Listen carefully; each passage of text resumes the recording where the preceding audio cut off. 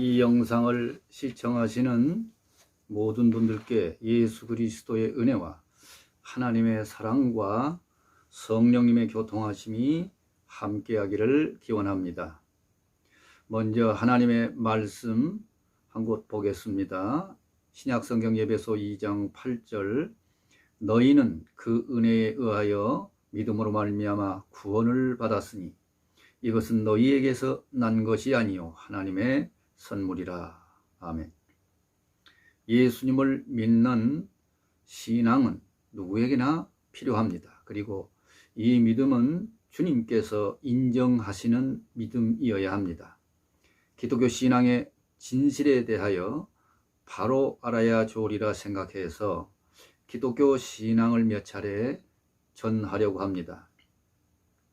기독교 신앙이라면 기독교 신앙에 대해서 모를 사람이 거의 없을 것입니다. 그러나 의외로 바르게 알지 못하는 사람들이 있음을 많이 보았습니다. 믿음에 대해서 우리 국어 사전에 이렇게 나와 있습니다. 믿는 마음이라 했습니다. 먼저 친구, 곧 사람에 대한 믿음을 의미합니다. 이는 일반적인 의미에서의 믿음을 의미합니다. 그리고 믿음을 신앙이라 했습니다. 이는 종교적인 믿음을 의미합니다. 그래서 신이나 초자연적인 절대자를 믿고 받드는 일이라 했습니다.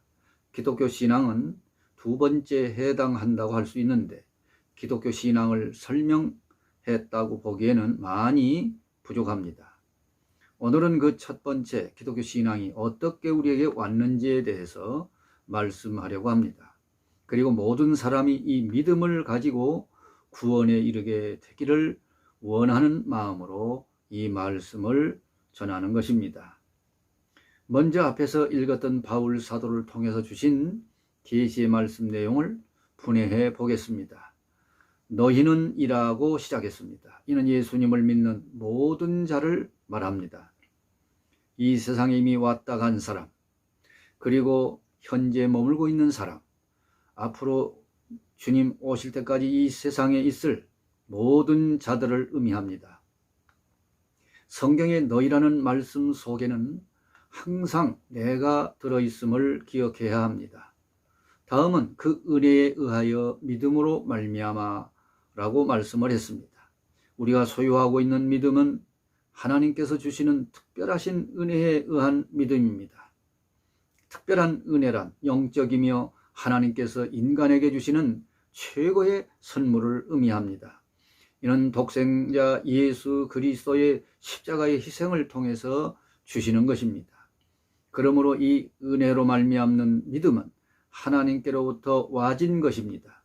이것은 기독교 신앙의 출처를 분명하게 밝히고 있습니다. 그 누구도 기독교 신앙을 달리 생각할 수 없게 하는 말씀입니다. 이 믿음을 소유한 자라야 하나님께 갈 수 있습니다. 예수님께서 요한복음 14장 6절에 예수께서 이르시되 내가 곧 길이요 진리요 생명이니 나로 말미암지 않고는 아버지께 올 자가 없느니라 했습니다. 그리고 그 다음에 구원을 받았으니 라고 했습니다. 기독교에서 말하는 구원은 속죄의 구원을 의미합니다. 속죄의 구원은 앞으로 받을 것이니가 아니라 예수님을 영접하고 믿는 그때 이미 구원을 받았음을 의미하는 완료형입니다. 요한복음 5장 24절에 내가 진실로 진실로 너희에게 이르노니 내 말을 듣고 또 나 보내신 이를 믿는 자는 영생을 얻었고 심판에 이르지 아니하나니 사망에서 생명으로 옮겼느니라 했습니다. 이 말씀은 예수님께서 나 보내시니 곧 성부 하나님을 믿어야 영생을 얻는다 했습니다. 그러나 이는 사실 하나님께서 보내신 믿음의 주이신 예수님을 믿어야 함을 의미합니다.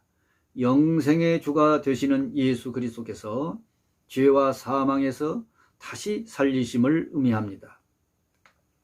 요한복음 5장 38절에서 39절의 말씀에 그 말씀이 너희 속에 거하지 아니하니 이는 그가 보내신 이를 믿지 아니함이라. 너희가 성경에서 영생을 얻는 줄 생각하고 성경을 연구하거니와 이 성경이 곧 내게 대하여 증언하는 것이니라고 주님께서 말씀하셨습니다. 그러므로 믿음과 구원은 불가분의 관계입니다. 사람이 속죄의 구원을 받는 데 있어서 100% 하나님의 은혜로 이루어진다는 말씀을 우리는 믿어야 합니다. 내용분의 끝으로 너희에게서 난 것이 아니라 하나님의 선물이라 했습니다. 자신에게 주어진 믿음과 속죄 구원이 그리고 하나님의 나라에 들어가는 것이 자신의 그 어떤 노력이나 선이나 적선이나 고행이나 선행이 아님을 분명하게 밝히고 있습니다. 사람들 가운데에는 예수 그리스도를 믿는 믿음에 대해서 오해하는 자들이 더러 있습니다. 내가 예수님을 믿을 수도 있고 믿지 않을 수도 있다고 생각하는 사람들이 있습니다. 내가 예수님을 믿고 구원을 받게 된 것은 먼저 하나님께서 창세전에 선택하여 주셨기 때문입니다. 하나님께서 바울 사도에게 계시를 주셔서 이렇게 말씀했습니다. 에베소서 1장 4절에서 5절의 말씀, 곧 창세전에 그리스도 안에서 우리를 택하사 우리로 사랑 안에서 그 안에 거룩하고 흠이 없게 하시려고 그 기쁘신 뜻대로 예정하사 예수 그리스도로 말미암아 자기의 아들들이 되게 하셨으니 이는 그가 사랑하시는 자 안에서 우리에게 거저 주시는 바 그의 은혜의 영광을 찬송하게 하려는 것이라 했습니다. 나는 구원받을 믿음을 가지고 있는가? 나는 천국에 갈 믿음을 가지고 있는가? 종교가 잘못되면 자신이 망하고 나라가 망합니다. 바른 믿음, 참 믿음을 소유하지 못하면 자신이 망합니다. 먼저 생각하고자 하는 믿음은, 참 믿음은 어떤 믿음인가? 흔히 교회에서 기도할 때 보면 믿음이 주로 세상 것에 매여 있는 것을 보게 됩니다. 곧 건강 주실 줄 믿습니다. 복 주실 줄 믿습니다. 자녀 잘 되게 주실 줄 믿습니다. 교회 부흥 주실 줄 믿습니다. 이러한 유의 믿음을 많이 나타냅니다. 그러나 이런 믿음에 머문다면 이는 샤머니즘적 믿음일 수밖에 없습니다. 성경에서 말씀하시는 참 믿음이란 주님께서 인정하시는 믿음이어야 합니다. 곧 십자가에서 나를 위해 죽으심을 믿어야 합니다. 죽은 지 3일 만에 부활하여 부활의 첫 열매가 되어주심을 믿어야 합니다. 그리고 중요한 것은 하나님의 언약의 말씀을 믿는 믿음이어야 합니다. 사도 베드로에게 계시를 주신 말씀을 보겠습니다. 사도행전 3장 25절에 너희는 선지자들의 자손이요 또 하나님이 너희 조상과 더불어 세우신 언약의 자손이라. 아브라함에게 이르시기를 땅 위의 모든 족속이 너의 씨로 말미암아 복을 받으리라 하셨으니 라는 말씀이 있습니다. 내용 분해를 해보겠습니다. 먼저 너희는 이라 했습니다. 직접적으로는 유대인을 지칭합니다. 그러나 넓게는 모든 믿는 자들을 의미합니다. 다음은 선지자들의 자손이라 했습니다. 선지자들의 자손이란 혈통적 의미가 아니라 영적으로 선지자들을 통해서 예언한 모든 약속을 계승한 것을 의미합니다. 한결같은 선지자들의 약속의 예언은 예수 그리스도를 의미합니다. 그리고 하나님이 너희 조상과 더불어 세우신 언약의 자손이라 했습니다. 여기 조상은 아브라함과 이삭과 야곱, 믿음의 족장들을 두고 하는 말입니다. 이 언약은 모세와 다윗과 후에 수많은 선지자들을 통해서 메시아 예수 그리스도께서 세상에 오실 것을 밝히셨습니다. 곧 이 세상 나라 중 이스라엘 땅에 오실 것을 예언했습니다. 그리고 다음은 유대인들은 하나님의 언약의 자손이라 했습니다. 인류 역사상 유대인들은 특별한 혜택을 받은 자들이었습니다. 모든 민족이 부러워할 정도였습니다. 그러나 저들은 예수 그리스도를 영접하지 않았고 예수님을 죽임으로 가장 불행한 민족으로 전락했습니다. 내용 분의 끝으로 아브라함에게 언약을 주시면서 모든 족속이 너의 씨로 말미암아 복을 받으리라 했습니다. 혈통적으로 보면 이삭을 지칭합니다. 그러나 이것은 영적으로 장차 오실 예수 그리스도를 의미합니다. 그래서 기독교의 참 신앙을 바로 알기 위해서는 믿음의 기수인 믿음의 조상인 아브라함의 신앙을 살펴봐야 합니다. 하나님께서 주신 언약은 먼저 믿음의 조상 아브라함에게서 볼 수 있습니다. 창세기 15장 6절 아브라함이 여호와를 믿으니 여호와께서 그를 의로 여기시고 라고 했습니다. 이 말씀은 아브라함이 자식 없이 상속자를 엘리에셀로 하려 했습니다. 그때 하나님께서는 엘리에셀이 네 상속자가 아니라 네 몸에서 난 자가 상속자가 되리라 했습니다. 그리고 아브라함을 이끌고 밖에 나가 뭇별을 셀 수 있는지 보라. 네 자손이 이와 같을 것이라 했습니다. 그때 아브라함이 믿었고 그 믿음을 하나님께서 의로 여기셨습니다. 아브라함에게 하늘의 별처럼 그 자손을 주시겠다는 것은 무자한 상태에서 황당하게 들릴 수 있지만 그대로 받아들이고 믿었습니다. 창세기 17장 9절의 말씀을 보면 하나님이 또 아브라함에게 이르시되 그런즉 너는 내 언약을 지키고 네 후손도 대대로 지키라 했습니다. 하나님께서 아브라함에게 주신 언약 가운데 중요한 것은 오실 예수 그리스도를 믿는 믿음에 대한 언약임을 믿어야 합니다. 아브라함이 믿음의 조상이 되게 한 시험이 있었습니다. 창세기 22장 1절에서 2절을 보면 그 후에 하나님이 아브라함을 시험하시려고 그를 부르시되 아브라함아 하시니 그가 이르되 내가 여기 있나이다. 여호와께서 이르시되 네 아들 네 사랑하는 독자 이삭을 데리고 모리아 땅으로 가서 내가 네게 일러준 한 산 거기서 그를 번제로 드리라 했습니다. 1절의 말씀에서 아브라함을 시험하시려 독자를 번제로 바치라 했습니다. 이 시험은 아브라함으로 믿음의 조상으로 세우시기 위한 시험이었습니다. 그러므로 망하게 하는 시험이 아니라 참 좋은 시험이었습니다. 아브라함은 하나님의 명령을 듣고 즉시 순종하였습니다. 하나님을 경외하는 자들에게 순종의 인자, 팩터가 심겨져 있습니다. 그런데 그 순종이 어느 경지에 도달하는지가 중요합니다. 아브라함의 순종은 아들을 번제로 드리는 일을 시행을 하기까지 했습니다. 하나님께서 아브라함에게 독자를 바치라 하신 진정한 뜻은 독자를 번제로 바치라는 데 있지 않습니다.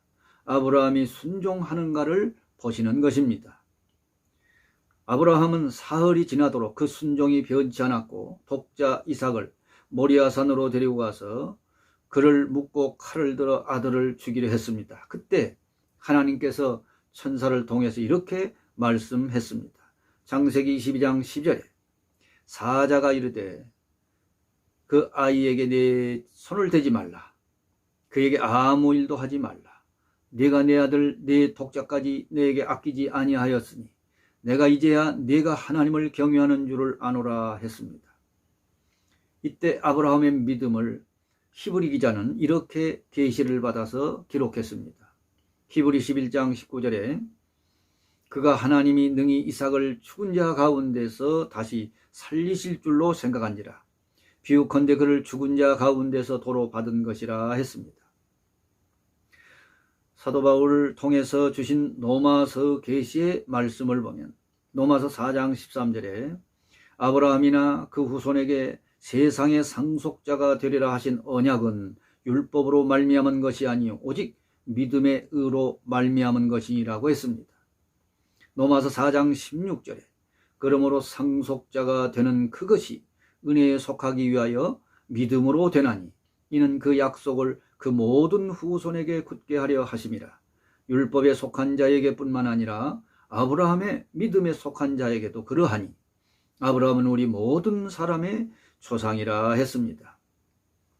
아브라함에게 독자 이삭을 번제로 바치라 하심은 장차 하나님께서 독생자를 인간들을 위해 번제로 바칠 것을 예표하는 말씀이기도 합니다. 아브라함은 이 시험의 과정을 통해서 110세가 넘어서 곧 그의 말년에 믿음의 조상으로 세움을 입게 된 것입니다.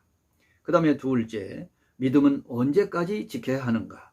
기독교 신앙, 곧 구원적 믿음은 죽을 때까지 지켜야 합니다.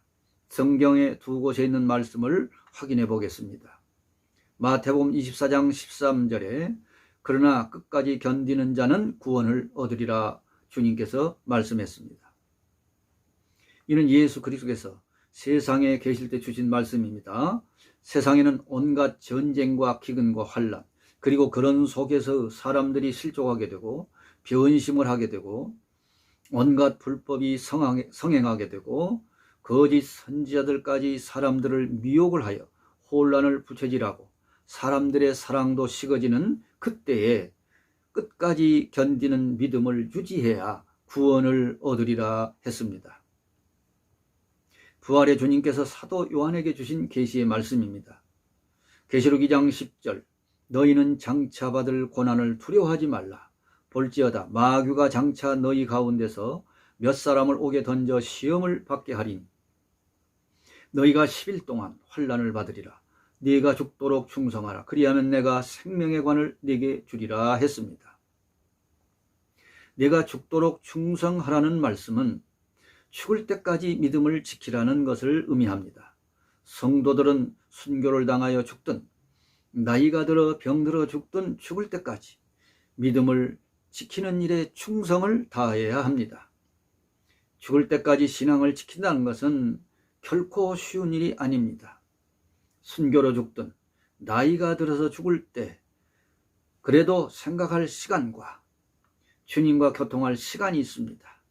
회개할 기회가 있습니다. 그런데 갑자기 사고로 죽는 경우는 믿음에 대해서, 천국에 대해서 자신을 반성하고 회개할 생각의 여유가 있을 수가 없습니다. 많은 성도들이 기독교 신앙을 잘못 생각하는 것이 이 부분에 있습니다.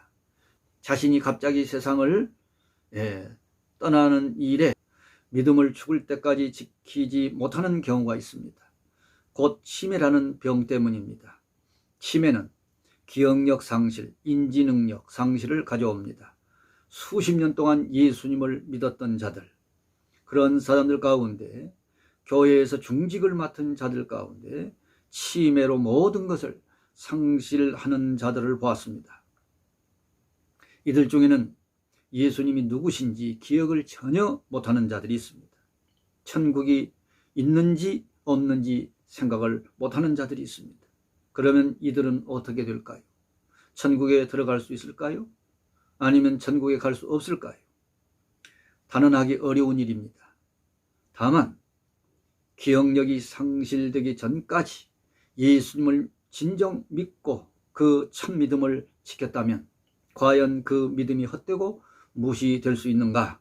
신앙인으로서 자살과 치매에 걸린 자들의 구원이 신학적으로 정립되지 않았지만 택한 백성이라면 하나님의 은혜로 온 믿음을 지켜왔다면 그때까지 그 믿음이 유효하리라 봅니다. 우리 인생은 누구든지 내 믿음을 끝까지 지킬 수 있다고 장담할 성도는 한 사람도 없습니다. 믿음을 지키는 것은 나의 의지와 노력 그리고 열심에 달려 있는 것 같지만 사실은 성령님의 절대적인 도움이 있어야 합니다. 고린도전서 12장 3절, 그러므로 내가 너희에게 알리노니 하나님의 영으로 말하는 자는 누구든지 예수를 저주할 자라 하지 아니하고 또 성령으로 아니하고는 누구든지 예수를 주시라 할 수 없느니라 했습니다. 하나님께서 스가랴 선지자에게 천사를 보내어 순금 등잔대와 두 감람나무를 보여주시고 이것들이 무엇이냐 물을 때 스가랴가 이것들이 무엇인지 알지 못한다고 대답했습니다. 그때 천사가 하나님의 말씀을 받들어 이렇게 말했습니다. 스가랴 4장 6절, 그가 네게 대답하여 이르되 여호와께서 스룹바벨에게 하신 말씀이 이러하니라. 만군의 여호와께서 말씀하시되 이는 힘으로도 되지 아니하며 능으로도 되지 아니하고 오직 나의 영으로 되느니라 했습니다. 세 번째, 구원적 믿음은 참믿음, 온전한 믿음이어야 합니다. 거짓되고 형식적인 믿음은 헛될 뿐입니다. 신앙이 참되지 못하고 형식적이며 거짓되면 다른 천국은 들어갈지 모르지만 예수님이 통치하시는 천국에는 들어갈 수가 없습니다. 믿음의 대상이시며 천국의 주인이신 예수님께서는 믿는다 하는 자들에게 충격적인 말씀을 산상보훈에서 하셨습니다. 마태복음 7장 21절, 나더러 주여 주여 하는 자마다 다 천국에 들어갈 것이 아니요 다만 하늘에 계신 내 아버지의 뜻대로 행하는 자라야 들어가리라 했습니다. 예수님께서 이 말씀을 하실 때 거짓 선지자들에 대하여 그 열매로 그들을 알 수 있다 하신 말씀 후에 주셨습니다. 거짓 선지자들은 오늘의 곧 이단으로 나타나는 자들을 의미합니다. 거짓 선지자들의 신앙은 참되지 못하고 거짓되고 형식적인 믿음입니다. 이들은 삼위일체 하나님 이름을 누구보다 잘 인용합니다. 그것은 자신들이 사람들을 속이기 위하여 부르는 것뿐입니다. 주님은 이런 사람들은 천국에 들어갈 수 없다고 단호하게 말씀하셨습니다. 거짓 선지자들은 입으로는 예수님을 증거하는 것 같지만 속으로는 결국 자신이 메시아의 자리에 서 있는 것입니다. 거짓 선지자들은 모두 교회 내부에서 일어나는 자들입니다. 그리고 또 한 부류는 적그리스도입니다. 적그리스도란 예수 그리스도의 적이라는 말입니다. 안티크라이스트들을 의미합니다.